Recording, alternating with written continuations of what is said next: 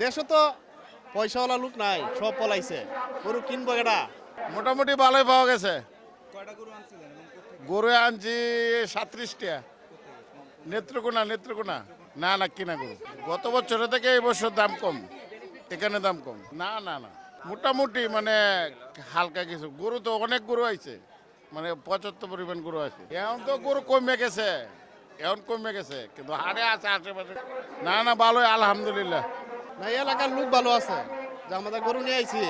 স্বেচ্ছাসেবকরা অনেক ভালোভাবে আমাদের পরিচর্যা করছে, আমাদের দেখশন করছে। আর গরুর দাম তো মনে করেন যে মোটামুটি ভালোই, খারাপ না একবারে, অনেক তফাৎ। মনে করেন যে যে গরু বিক্রি করতাম 120, এই গরু বিক্রি হয়েছে মনে হয় যে 1 লাখ 1,05,000 এরকম। গরুর পিছিয়ে 15 করে নাই, তুলনামূলক তো বলবোই। কিন্তু বললেও তো মনে হয় যে গরু তো নিতেছে কম বেশ করে, গরু নিতেছে, কিন্তু আমরা যে পাইকার যারা আসি আমরা তো কম বেশ করে বিক্রি করতেই হবে।